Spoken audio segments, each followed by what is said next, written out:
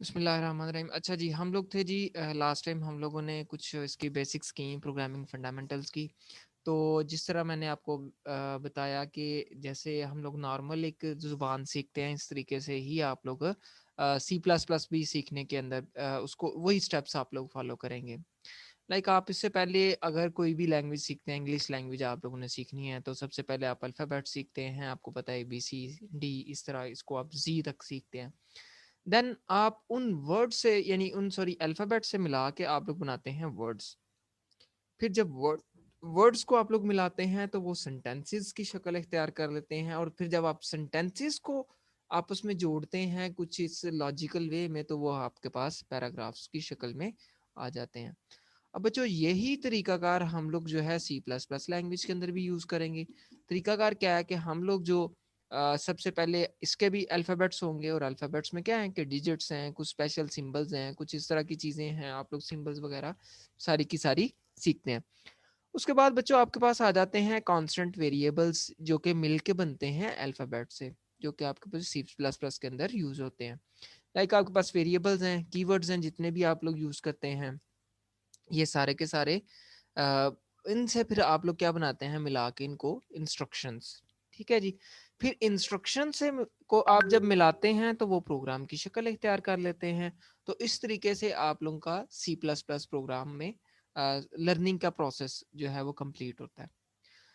Students देखें, अब alphabets क्या हैं, लाइक ABCD से जेड तक, ऐसे ही छोटी आपके पास है, यानी कि स्मॉलर लेटर्स के अंदर ABC टू अप टू जी आ जाता है। देन आपके पास डिजिट्स आ जाते हैं 0 to 9, स्पेशल सिंबल्स आ जाते हैं। तो ये वही हैं जो कि हम लोग बेसिकली बात कर रहे थे, जिसकी बिल्कुल स्टार्ट पॉइंट पे ये मैं इसको, हाँ, तो इस जगह पे हम लोग बेसिकली ये बात कर रहे थे, ये alphabets and digital special symbols की जगह पे। तो अब ये बेसिकली हमारे अल्फ़ाबेट्स, डिजिट्स और स्पेशल सिंबल्स हैं, जो कि पार्ट होते हैं हमारी सी प्लस प्लस लैंग्वेज के अंदर प्रोग्रामिंग के दौरान। आगे आ जाता है बच्चों हमारे पास ये कांस्टेंट क्या चीज़ है। तो बच्चों को बच्चा मुझे बताएगा कांस्टेंट किसको कहते हैं? जी स्टूडेंट्स, जी स्टूडेंट्स। सर जिसकी वैल्यू चेंज नहीं होती। वेल डन, शाबाश। जिनकी वैल्यू चेंज नहीं होती। अच्छा जी, बिल्कुल ऐसी बात है कि आपके पास जैसे, अच्छा इसके अंदर आप लोग मुझे इसकी एग्जांपल अगर दे सकते हैं। लाइक आप देखते हैं कि 2 है, 2 की वैल्यू जो है, या 2 की जो जो भी आप लोग उसका करेक्टर सॉरी कांस्टेंट वैल्यू लेते हैं, लाइक 3 है या 4 है 5 है, ये जहाँ पे भी जाएंगे इनकी वैल्यू यही रहेगी। ये नहीं है कि 3 को अगर आप एक जगह पे यूज़ कर रहे हैं तो वो उसकी वैल्यू कुछ और है, और 3 को किसी और जगह पे जा रही है तो उसका बिहेवियर चेंज हो रहा है। ऐसा बिल्कुल भी नहीं है। अब जो सी के अंदर कॉन्स्टेंट्स हैं, सी प्लस प्लस के अंदर, वहाँ पे दो किस्म के कॉन्स्टेंट बच्चों आ जाते हैं। एक आ जाता है प्राइमरी कॉन्स्टेंट, एक आ जाता है आपके पास सेकेंडरी कॉन्स्टेंट। ठीक है जी। तो प्राइमरी कॉन्स्टेंट के अंदर आपके पास जी, इसको मजीद अगर डिग डाउन किया जाए तो आपके पास इंटीजर कॉन्स्टेंट आ जाते हैं, देन रियल कॉन्स्टेंट आ जाते हैं, फिर हमारे पास जी करेक्टर कॉन्स्टेंट आ जाते हैं, जिनका इस्तेमाल हम लोग करते हैं। इसके बाद बच्चों हमारे पास सेकेंडरी कांस्टेंट की अगर बात करें तो हमारे पास अरेज आ जाती हैं, जो कि बेसिकली हम लोग मुमकिन है कि इंटीजर को मिला के बना रहे हों, हम रियल कांस्टेंट की अरे बना रहे हों, हम मुमकिन है कि हम करेक्टर कांस्टेंट की मिला के जो है वो बना रहे हों। तो अगर हम इंटीजर कांस्टेंट को ज़रा मज़ीद डिटेल में जाएं तो आपके पास देखिए एग्जांपल्स भी हैं। 135 है, -67 है। Must have at least one digit, ज़रूर एक डिजिट उसका होना चाहिए। It must not have a decimal point, इसका कोई डेसिमल पॉइंट नहीं होगा। It can be either positive और नेगेटिव, ये मुमकिन है कि पॉजिटिव या नेगेटिव हो। If there is no sign integer is assume to be positive, ये तो बात हमें पहले ही पता है कि जब भी किसी रकम के साथ जो है कोई भी साइन ना हो तो हम उसको बाय डिफ़ॉल्ट पॉजिटिव साइन उसको समझते हैं। No commas or blanks are allowed within an integer constant, यानी अगर आप 13 स्पेस 5 लिख देते हैं तो it is not it not mean to be 135, इसका मतलब 135 नहीं है। ठीक है जी। आगे बच्चों बात करते हैं रियल कांस्टेंट्स की। रियल कांस्टेंट के अंदर क्या होता है कि आपके पास इसको आप लोग फ्लोटिंग पॉइंट कांस्टेंट भी कह देते हैं। इंटीजर के अंदर आपको पता है इंटेग्रल वैल्यू होती है, रियल के अंदर जब आती है बात तो फ्लोटिंग पॉइंट वैल्यू भी इसके अंदर आ जाती हैं। और इसके अंदर अगेन इसके अंदर वही बात है कि मिनिमम इसके अंदर भी एक डिजिट होना चाहिए। इसके अंदर डेसिमल पॉइंट ज़रूर होना चाहिए। अगर आप मिसाल के तौर पे 2 भी एंटर करेंगे तो ये 2.0 इसको कंसिडर करेगा। It could be either positive और नेगेटिव, सेम वही चीज़ है जी। ठीक है, इस साइन जो है इसका पॉजिटिव भी हो सकता है, नेगेटिव भी हो सकता है, और डिफ़ॉल्ट साइन इसका भी पॉजिटिव है, और इसके अंदर भी ब्लैंक स्पेसेस अलाउ नहीं है।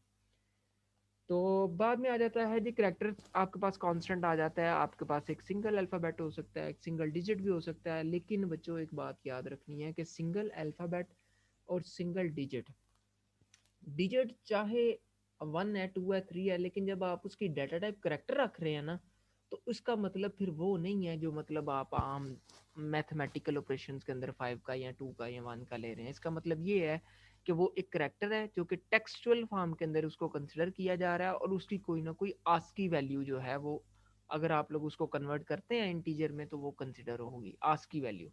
ठीक है जी। यानी यहाँ पे अगर आप लोग करेक्टर टाइप के 5 को प्लस करेंगे ना इंटीजर टाइप के 5 में, तो उसका आंसर कभी भी 10 नहीं होगा। ठीक है जी। उसकी वजह ये है कि जो करेक्टर टाइप है उसकी आप लोग फिर वैल्यू कौन सी प्लस कर सकते हैं, उसकी आस्की वैल्यू प्लस कर सकते हैं। ये बात लाजमी याद रखिएगा। ठीक है जी।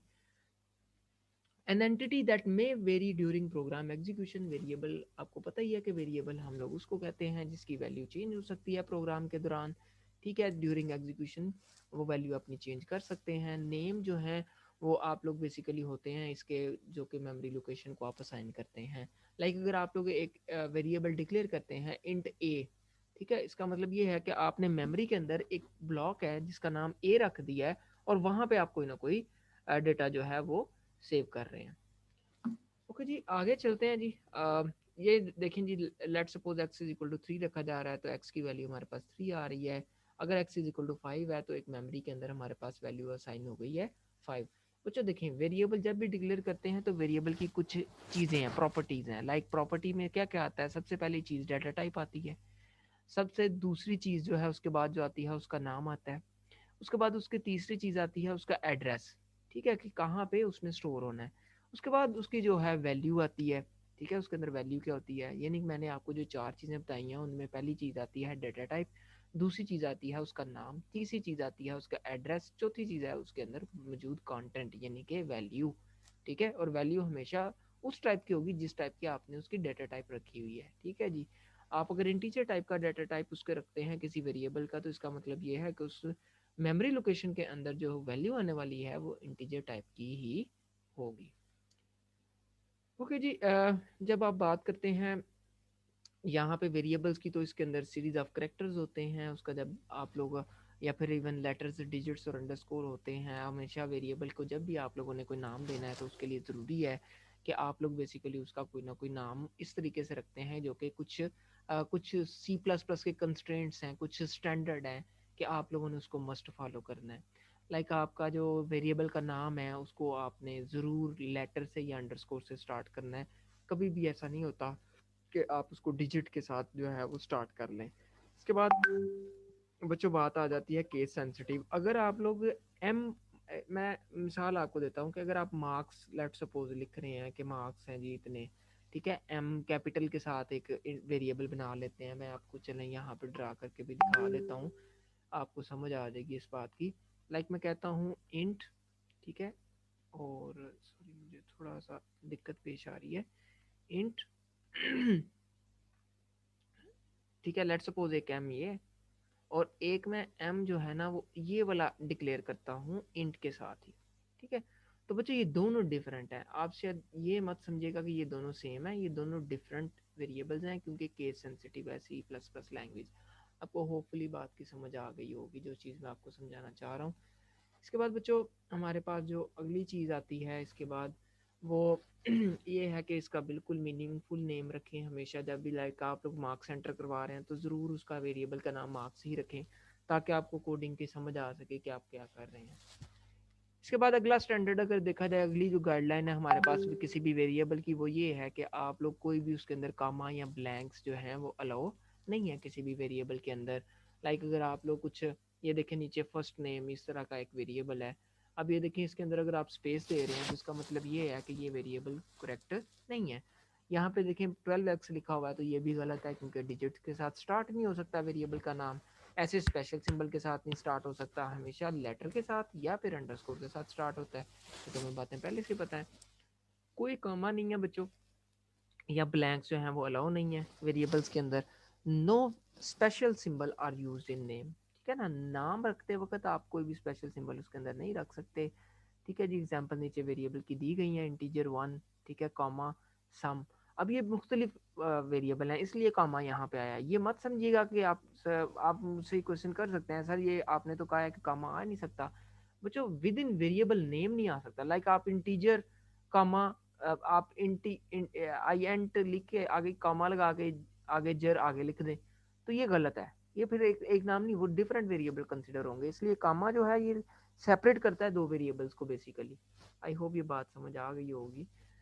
हर वेरिएबल का बच्चों वही बात के नेम होता है, टाइप होती है, साइज होता है, उसकी वैल्यू होती है। ठीक है जी, कोई भी वेरिएबल जब भी आप लोग उसको यूज करते हैं प्रोग्राम में तो मस्ट है कि आप लोगों ने उसको डिक्लेयर करना है। ठीक है जी, स्टूडेंट्स काइंडली माइक्स अपने तब तक ऑफ रखें जब तक आपको क्वेरी नहीं है। ठीक है, तो इवन अगर आप डिस्टर्बिंग इन्वायरमेंट में हैं तो आप लोग मुझे टेक्स्ट भी कर सकते हैं अपना क्वेश्चन, मैं आप लोग को यहाँ से भी रिप्लाई कर सकता हूँ, आपको आंसर कर सकता हूँ। तो अगेन मैं जो बात आपको बता रहा था कि बच्चों जब भी किसी भी वेरिएबल को आपने यूज़ करना है उस मस्ट है कि आप लोगों ने उसके लिए जो है डिक्लेरेशन उसकी लाजमी करनी है। ठीक है जी, जैसे इंट आर्स है, पे रेट है, क्रॉस पे है, ये सारी की सारी चीज़ें इसके अंदर आ रही हैं। असाइनमेंट ऑपरेटर बच्चों ये करता है कि दो सॉरी किसी भी वेरिएबल को कोई वैल्यू असाइन करता है। लाइक अगर आप कहते हैं a इक्वल्स टू 2 जैसे ये आप लोगों ने लिखा हुआ है तो इसका मतलब क्या है कि ए को जो वैल्यू है वो क्या असाइन हो रही है, टू में। ए वेरिएबल है जहाँ पे वैल्यू क्या जा रही है, टू। ठीक है, लेकिन टू इज इक्वल टू ए रखेंगे तो इसका मतलब भी हरगिज नहीं है कि जो है ए को वैल्यू टू जा रही है। हमेशा जिसको वैल्यू असाइन करनी है वो लेफ्ट साइड पे होगा, जो वैल्यू होगी वो राइट साइड पे होगी। ये बात आप लोगों ने अपने जहन में रखनी है। डेटा टाइप है बच्चों, डेटा टाइप आपको पता है कि मुख्तलिफ किस्म का डाटा हो सकता है। लाइक आप इंटेग्रल डाटा हो सकता है यानी कि नंबर्स वगैरह हो सकते हैं, डेसिमल पॉइंट वाला डाटा हो सकता है, या करेक्टर टाइप वाला डाटा हो सकता है। डिपेंड करता है कि आप लोगों ने किस टाइप का जो है वो डाटा लेना है, उसके मुताबिक आप लोग किसी भी वेरिएबल की डाटा टाइप रखेंगे। और हर डाटा टाइप की एक अपनी मेमोरी है, अपनी साइज़ है मेमोरी के अंदर, जो कि आगे इंशाल्लाह हम लोग उस पर मज़ीद डिस्कस करेंगे। एक टेबल में आप लोगों को शो करवा दूंगा जहाँ पे रेंजेस हर एक की मेंशन होंगी। इसके बाद आपके पास डिफरेंट डाटा टाइप, इनके डिफरेंट साइज है मेमोरी लोकेशन में, डिपेंड करता है आपके मशीन पे और कंपाइलर्स पे। मुख्तलिफ कंपाइलर्स के ऊपर और मुख्तलिफ मशीन की वजह से जो है साइज का डिफर कर सकता है। लेकिन आप लोग इसको चेक कर सकते हैं, साइज ऑफ का एक फंक्शन होता है वहाँ पे। इंशाल्लाह भी आगे जब हम लोग कोड की तरफ बढ़ेंगे तो मैं आप लोगों को वो भी फंक्शन जो है वो बता दूंगा। बेसिकली डाटा टाइप जो है वो इफेक्ट करता है किस तरीके से आपकी जो आउटपुट है वो डिस्प्ले होगी। इवन आपकी जो टाइप्स हैं कुछ रिजर्व वर्ड्स हैं सी प्लस प्लस लैंग्वेज के अंदर। ये देखें यहाँ पे कुछ रिजर्व वर्ड्स हैं जिनको आप लोग यूज़ नहीं कर सकते। लाइक ऑटो है, ब्रेक है, केस है, करेक्टर है, कांस्टेंट है, कंटिन्यू है, डिफ़ॉल्ट है, डू है, डबल है, एल्स है। ये सारे के सारे कीवर्ड्स हैं बच्चों, इनको आप लोग एज अ वेरिएबल इस्तेमाल नहीं कर सकते, बल्कि इनका एक स्पेशल पर्पज़ है जिसके लिए बनाए गए हैं, उसके लिए ही आप लोग। ये जैसे देखें साइज ऑफ के भी मैं बात कर रहा था, तो इससे आप लोग बेसिकली क्या करते हो, किसी भी वेरिएबल का साइज फाइंड करते हैं। तो इसको आप लोग एज अ वेरिएबल नेम नहीं रखेंगे बल्कि एरर आ जाएगा अगर आप ऐसा करेंगे तो बच्चों ये हमारे कीवर्ड से। ठीक है, इसके बाद हम अगले टॉपिक की तरफ बढ़ते हैं। यहाँ तक अगर किसी बात को समझ नहीं आई तो प्लीज़ आप लोग पूछ सकते हैं। ठीक है जी, ओके जी, let me share you the lecture number 3A। Slides आपके पास ऑलरेडी होंगी जी। क्लास स्लाइड्स आपको विजिबल हैं डाटा टाइप वाली? डाटा टाइप इस वक्त आपको नज़र आ रहा है लिखा हुआ सामने जी क्लास की? Yes sir. ओके जी, थैंक यू। ओके जी, आगे स्टार्ट करते हैं जी। हमारे पास आगे चलते हैं।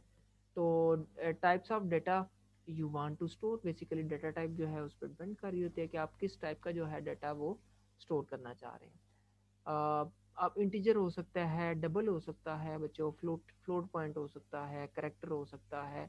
डिपेंड करता है कि आप लोगों ने किस तरह की वैल्यू जो है वो स्टोर करवानी है।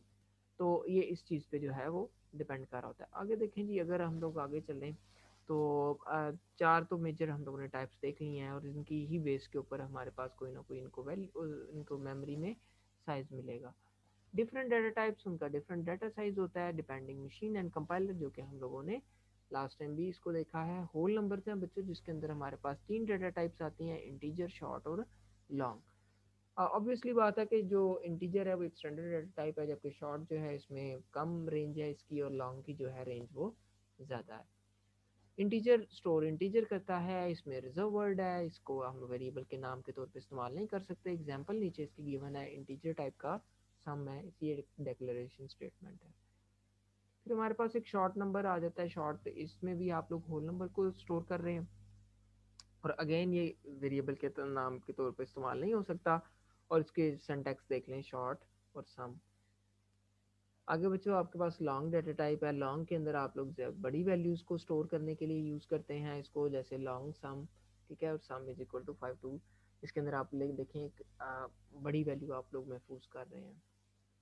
फिर आपके पास बच्चों फ्लोटिंग डेटा टाइप आ जाती है, जहाँ पे आप लोग रियल नंबर्स को स्टोर करते हैं और ये रिजर्व वर्ड्स है, therefore it can not be use as a variable, हम जानते हैं। और फ्लोट आप लोग देखें उसको डेटा टाइप असाइन करके सम को, सम जो है इस वक्त वेरिएबल है जिसकी डाटा टाइप फ्लोट है और इसके अंदर आपने वैल्यू 32.15 रख दी है। डबल है तो बच्चों इसमें भी यही है कि आपके पास इसकी प्रिसीजन डबल तक चली जाती है और ये फ्लोटिंग पॉइंट ही वैल्यू महफूज करता है और इसके अंदर आप लोग पॉइंट के बाद इसकी प्रिसीजन जो है वो बढ़ा लेते हैं। तो डबल सम आप नीचे देख सकते हैं जी। इसके बाद बच्चों आपके पास करेक्टर डाटा टाइप आ जाती है, जिसमें आप लोग करेक्टर टाइप का डाटा जो है महफूज करते हैं और करेक्टर टाइप का डाटा महफूज करने के लिए आप उसको सिंगल कोटेशन के अंदर वैल्यू को असाइन करते हैं, like character g equals to single quotation के अंदर आप लोग ए लिख रहे हैं। उसके बाद बच्चों ये देखें वही कीवर्ड्स हैं जिनकी मैं आगे बात कर रहा था। देखें करेक्टर डाटा टाइप है तो उसकी रेंज -128 से 127 है, इंटीजर डाटा टाइप है तो इंट से उसकी जो रेंज है -32768 से 32767 है।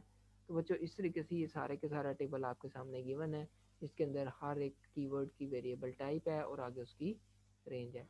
आई होप ये चीज़ आपको समझ आ गई होगी। आगे बच्चों आ जाती है आपकी के सी प्लस प्लस प्रोग्राम को लिखते वक्त आप लोगों ने किन चीज़ों का ख्याल रखना है। आप लोगों ने इंस्ट्रक्शंस लिखनी है, एक स्टेटमेंट में एक लाइन लिखनी है, स्टेटमेंट का आर्डर आप लोगों ने लॉजिकल वे में उसको देना है। ये नहीं करना कि पहले आप लोग उसकी कैलकुलेशन कर रहे हो फिर वैल्यू ले रहे हो, नहीं, लॉजिकली आपका सीक्वेंस करेक्ट होना चाहिए। उसके बाद आपने स्टेटमेंट्स को एंड ज़रूर करना है सेमी कॉलन के साथ। उसके बाद आपकी ब्लैंक्स जो स्पेसिस हैं वो रीडेबिलिटी के लिए आप लोग यूज़ कर सकते हैं, जैसे दो लाइंस के दरमियान स्पेस देना। फिर केस सेंसिटिविटी का आपका ख़ास ख्याल होना चाहिए, क्योंकि इसके बगैर आप लोग को प्रोग्राम उस तरीके से नहीं कर सकेंगे। तो वेरिएबल डिक्लेरेशन बच्चों आप लोग ऑलरेडी सीख चुके हैं, जिसमें हम लोग देखते हैं सबसे पहले हमारी डेटा टाइप आती है, देन हमारे पास उसका नाम आता है, ठीक है जी। और हमने ये देखा कि उसका जो है कुछ गाइडलाइन है जिनको हम लोग फॉलो करते हैं, लाइक आप कोई भी वेरिएबल का नाम जो है उसको अंडरस्कोर से या किसी भी लेटर से स्टार्ट कर सकते हैं, स्पेशल करेक्टर से, या फिर किसी नंबर से, डिजिट से उसको स्टार्ट नहीं कर सकते। तो ये डिक्लेरेशन है बच्चों वेरिएबल्स की। ये देखें आगे आपके पास एक कोड है, इंट आर्स इज इक्वल टू 8, एक ही लाइन के अंदर आप लोग उसकी डिक्लेरेशन भी कर रहे हैं और उसको वैल्यू भी असाइन कर रहे हैं। तो इसका आउटपुट भी देखें, सी आउट किया जा रहा है आर्स को, ठीक है, और आर्स वेरिएबल है बच्चों। ये जो है ये जब भी आप लोग डबल कोटेशन के अंदर इस तरीके से सी आउट करोगे तो वो एज इट इज़ प्रिंट होगा। तो ये देखें एज इट इज़ प्रिंट हुआ है आर्स, ठीक है। देन आपके पास आर्स की वैल्यू है, बेसिकली आर्स वेरिएबल है और आर्स वेरिएबल की वैल्यू यहाँ पे प्रिंट हो चुकी है। तो जी आगे चलते हैं जी। हमारे पास अगला जो है, आप देखें एक सिंपल प्रोग्राम है जिसके अंदर जो है वो आप लोग इसकी ज़रूर एग्जांपल करिएगा। आर्स को एंटर करवाया जा रहा है और नंबर ऑफ आर्स को प्रिंट करवाया जा रहा है, वही सिंपल जो चीज़ हम लोगों ने लास्ट स्लाइड में देखी है। तो यहाँ पे हमारा जी लेक्चर नंबर 3.8 जो है वो यहाँ पे ख़त्म होता है। तो अभी तक अगर किसी बच्चे का क्वेश्चन है तो प्लीज़ ज़रूर पूछें। मैं इसको यहाँ पे इसकी रिकॉर्डिंग जो है वो स्टॉप कर रहा हूँ, ताकि फिर हम अगले लेक्चर से नई रिकॉर्डिंग जो है वो स्टार्ट करते हैं।